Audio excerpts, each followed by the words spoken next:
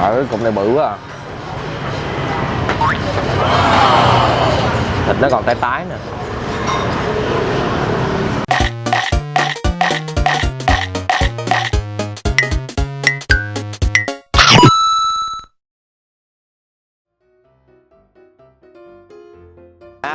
Xin chào mọi người đã quay trở lại với TM Food Travel. Thì hôm nay là một buổi sáng rất là may mắn và trong lành. Gia Phú, Gia Mèo đã thức dậy từ rất sớm. Sáng hôm nay chúng ta sẽ đi ăn một món ăn, nói chung là đây là một món ăn nước rất là thuần túy của người Việt Nam chúng ta, cũng đã được vinh danh trên thế giới rồi, đó là món phở. Món phở ngày hôm nay nó cũng sẽ có một chút khá là đặc biệt và hấp dẫn. Thì một lát nữa cả nhà chúng ta sẽ biết được cái món phở như thế nào. Thì hiện tại là Phú Gia Mèo đang đứng ở 180 đường Gia Phú. Đường của mình luôn, đường của mình mua luôn. Phường 1 quận 6. Thì để đến được đây thì có hai con đường, là nếu các bạn đi đường đại lộ Võ Văn Kiệt thì chúng ta quẹo vô đường Bình Tây thì sẽ gặp đường Gia Phú. Còn đường thứ hai là chúng ta đi 3 tháng 2 gặp Tạ Quyên, cứ chạy thẳng Tạ Quyên hoài thì qua tới đường Phú Hữu cho tới đường Bình Tây thì chúng ta sẽ gặp được đường Gia Phú ở đây. Rồi bây giờ thì trước khi xem tiếp, cả nhà nhớ like cũng như là ấn vào nút subscribe để ủng hộ kênh nha. Chúng ta bắt đầu qua tìm hiểu món ăn ngày hôm nay, phở thập cẩm có phèo nữa nha.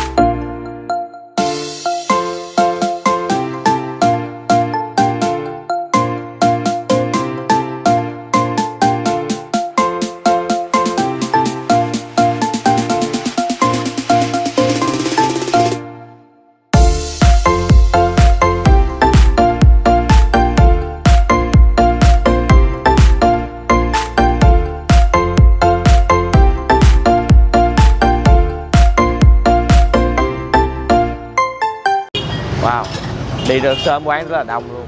Ai kêu? Không biết lát ngồi đâu nữa. Dạ chào cô, chào chị. Dạ tụi con làm việc kênh ẩm thực thì được biết quán phở của mình đã mở từ rất lâu. Hôm nay ghé thăm quán phở của mình. Dạ mình bán từ cái chi nhánh cũ mà mình về qua đây bán là bao lâu rồi hả cô? 5 năm. Bán trên Hậu Giang khoảng 30 năm rồi. Dạ. Về đây được 5 năm. Hiện tại vì quán phở chỉ còn một chi nhánh ở đây thôi. Một chi nhánh đây thôi. Dạ. Người cái gì á nói đó, bà ngoại, người mà đầu tiên ra món phở này là bà ngoại, là mẹ của bà chủ. Là bà đang đứng ở trong đúng không? Giờ lui vô trong làm cái khác rồi. Qua đi chơi thôi. Dạ. Dạ, cô nãy giờ xin lỗi con, cô với chị tên gì ạ? Dạ. Cô với chị tên gì? Để con dễ xưng hô. Đây là cô Khanh đi, cô Khanh. Dạ cô Khanh. Cô Hai. Dạ cô Hai với chị Khanh. Cái gầu. Dạ, đây các bạn đang thấy là có cái mâm đồ ăn ở đây nè. Đây là mình có cái gì hả chị? Đây là lưỡi nè, nạm, gầu, hồi tử, thái, rồi viên. Ô mình có phèo nữa. Dạ đúng rồi, cái này là còn thịt xẻ.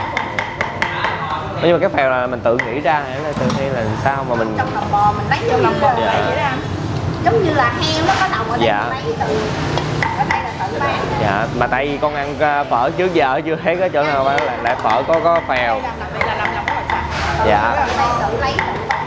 Dạ. Hỏi gia truyền xưa giờ vậy đúng không? Mình thấy có cái giá ở trên tường là tôi thường là 40.000, tôi đặc biệt là coi như là có đầy đủ luôn hả không? Rồi vậy là chắc là sẽ nhờ cô làm cho con một tô đặc biệt. Rồi mình sẽ kiếm một nơi để mình ngồi thưởng thức. Con ăn cho bà đi, ăn tô thường 40 đủ thứ là cô cũng là cái gì và một giá một mà đặc biệt là nhiều thôi. Đặc biệt là nhiều thôi đúng không? Dạ. bình thường chất lượng. Vậy là tô bằng 40 là đã có đầy đủ luôn rồi. Vậy lấy con tô 40 rồi. Sáng ăn nhẹ nhẹ.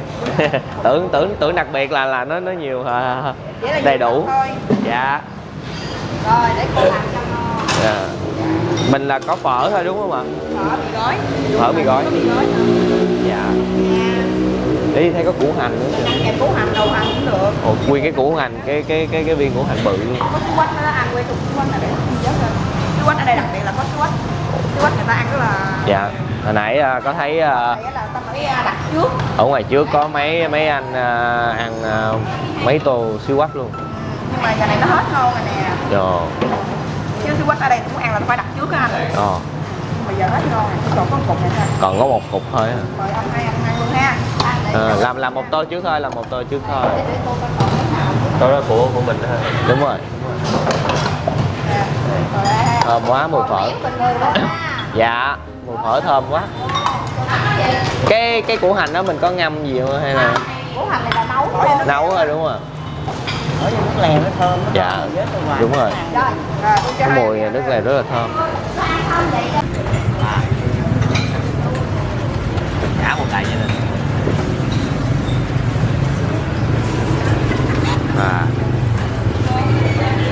Cắt ra vô.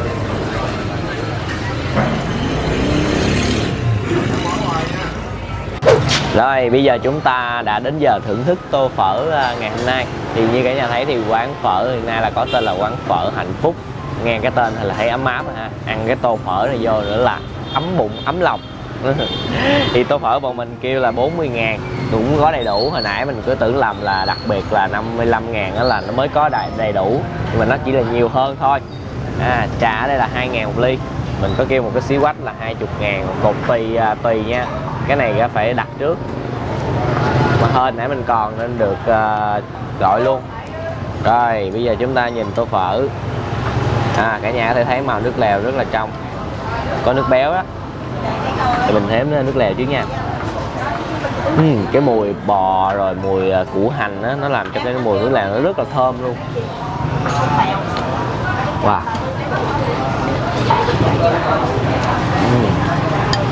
Hương vị tô phở này nó rất là đậm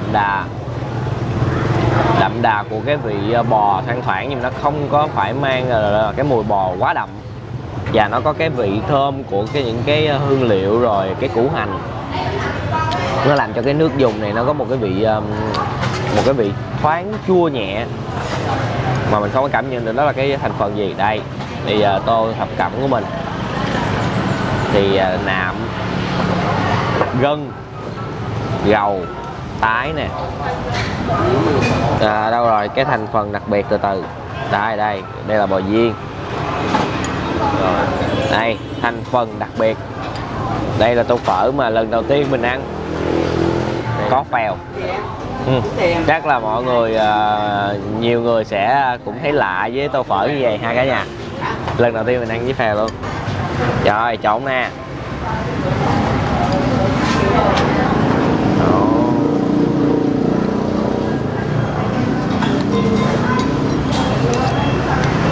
Ồ, 40.000 các bạn thấy là phở cũng rất là nhiều nha. Ăn tô này là no đó.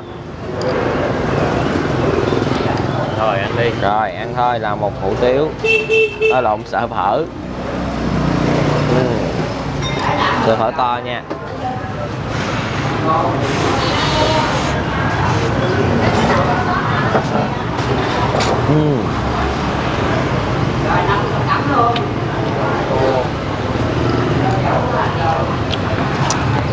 Sợi phở ở đây sẽ có một chút dai nhẹ và nó rất là thấm. Quậy tương đơn ớt chuẩn bị chấm đồ ăn mà. Rồi làm một miếng phở nữa. Cái sợi phở nó rất là thấm nước lèo.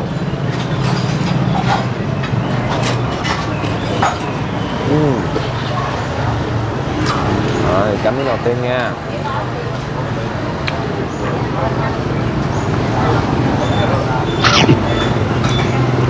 Rồi thơm á, tức là nó vẫn còn cái vị những cái thịt nào mình ăn vô, mà cái miếng đầu tiên đó là nó có vị bò, mình cảm nhận được rõ. tái. Ăn từ từ.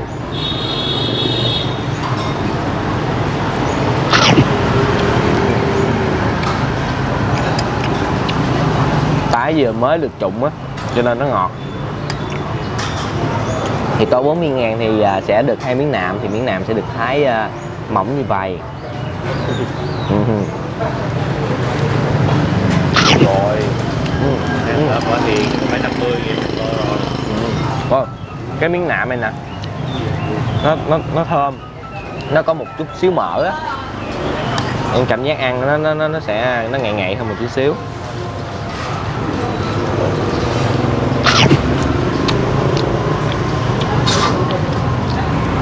Củ hành.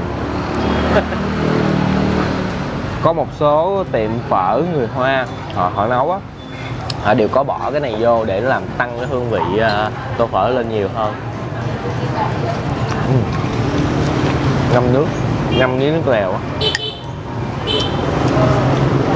Rồi mình ăn cái miếng này, mình thích cái miếng này.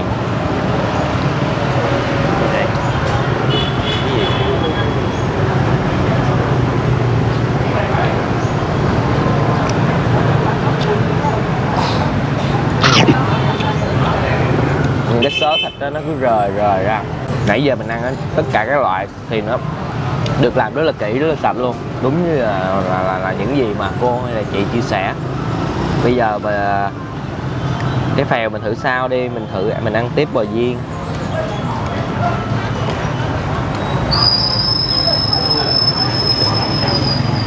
Bò viên này là nhỏ nhỏ thôi. Thơm trong miệng, đang tỏa lên cái mũi mình luôn, và không có quá dai.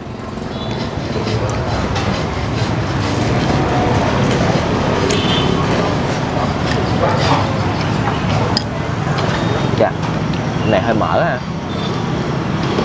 Mỡ quá.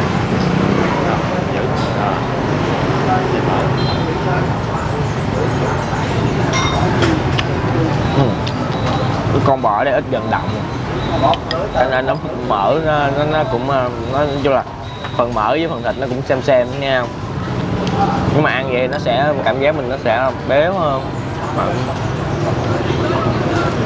Cái gì chín thì bạn ơi. Đúng rồi. Còn cục kia nữa rồi bạn ơi. Mình làm miếng phở có miếng rau đây, cho nên mình sẽ ăn không để mình cảm nhận dễ hơn. Rồi. Không chấm rồi. để cảm nhận rõ hương vị đó.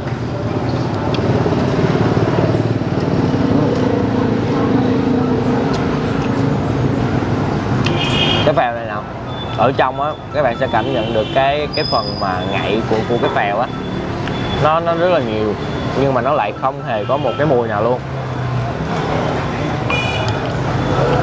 Cái phần mà những cái nhân của cái phèo á, đây những cái này nè, gọi là cái gì mình quên rồi. Ăn nó rất là ngậy, nhưng hoàn toàn không có mùi. Nó giống như tủy vậy đó, cái đó. Ý là cái giống như cái tủy của mình thường ăn á. Rồi, trời ơi, lần đầu tiên đi ăn phở cầm cục xíu quách vậy nè. Chan nước lèo lên. Cái này mà hồi trước mình đi làm nhà hàng á, mấy ông nhậu á, ăn xong là xin cái ống hút, chọt vô hút những cái tủy. Ghê. Trời ơi, thì bổ nhất là cái tủy ở trong của những cái xương mà. Không hút nè. Thôi. Thì mình xin phép mọi người nha. Cắt đi em. Nó hơi cuộc sống quan dã đi em.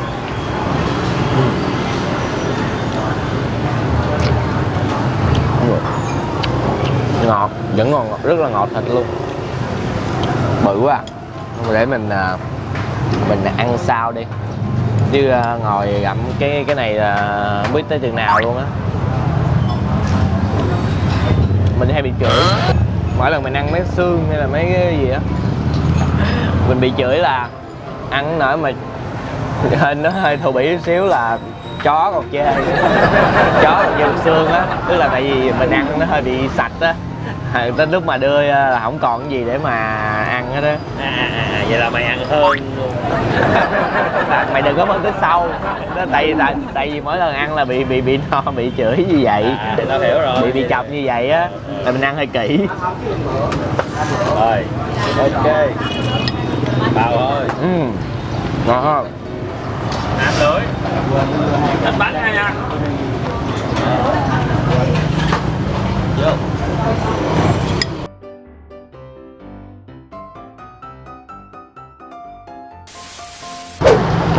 Đây là vẻ mặt mãn nguyện và hạnh phúc, đúng như cái tên gọi là phở hạnh phúc. Ngày hôm nay chúng ta được thưởng thức một tô phở, ăn vô nói chung là cảm thấy một buổi sáng nó đủ tràn trề năng lượng.